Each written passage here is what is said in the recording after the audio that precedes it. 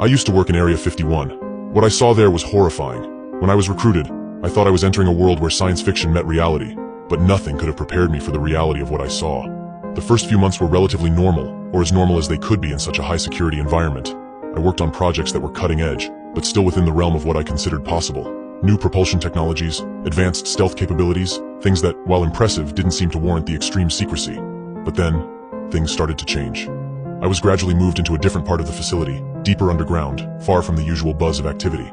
The corridors became darker, the security more intense. There were fewer people down there, and those who were seemed different.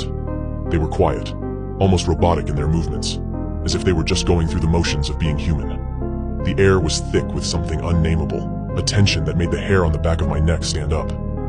One day, I was assigned to a project that wasn't like anything I'd worked on before. The brief was vague, intentionally so. All I was told was that I'd be working with biological materials. As an engineer, that didn't make much sense to me, but orders were orders. When I entered the lab for the first time, the smell hit me immediately. Sterile, antiseptic, but underneath that, something rotten. The lights were dim, casting long shadows across the room. In the center of the lab was a large metal table, and on it, something was covered with a thick, white sheet. My supervisor, a man who had barely said more than a few words to me in the months I'd been there, told me to prepare for what I was about to see. He warned me that it wasn't like anything I'd encountered before. My mind raced with possibilities: an alien body, some kind of mutated animal, or maybe a highly classified biological weapon. None of those guesses were even close. When the sheet was pulled back, I felt my stomach drop. Lying on the table was something that could only be described as a grotesque fusion of human and machine. Its skin, if you could call it that, was pale and stretched tight over a skeletal frame, with patches of metallic implants embedded in the flesh. Wires ran from these implants into the table, connecting it to a series of machines that beeped and whirred quietly. Its eyes were the worst part. Glassy and unseeing, yet somehow still full of something that resembled life. I wasn't looking at an alien. I was looking at something that had once been human. My supervisor explained in clinical terms what I was seeing. It was an experiment, he said, a combination of advanced cybernetics and bioengineering designed to create a super soldier. But something had gone wrong. Terribly wrong.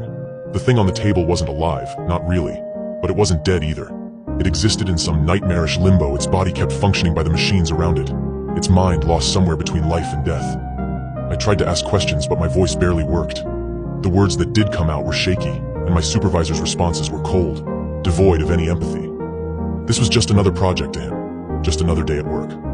I was told to take notes, to document what I saw, and to start thinking about how the technology could be refined, how the mistakes made in this prototype could be avoided in future versions. I did as I was told, but my mind was screaming at me to get out, to run as far and as fast as I could. But there was no leaving Area 51. Once you were in for life, however long that might be. I became obsessed with finding out more, digging into files and reports that were way above my clearance level. The more I found, the more horrified I became. The project I had been brought into wasn't the only one of its kind.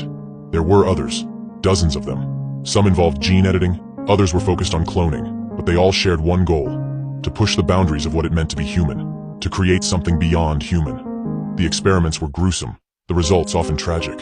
I found reports of subjects who had gone mad, their minds unable to cope with the modifications done to their bodies. Others had simply stopped. Their bodies gave out, unable to sustain the unnatural combination of flesh and machine.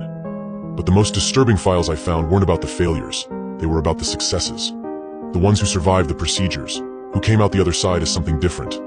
Enhanced strength, speed, intelligence, but at the cost of their humanity.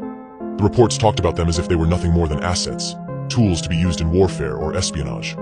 There was no mention of their suffering, no acknowledgement of the monstrous things that had been done to them.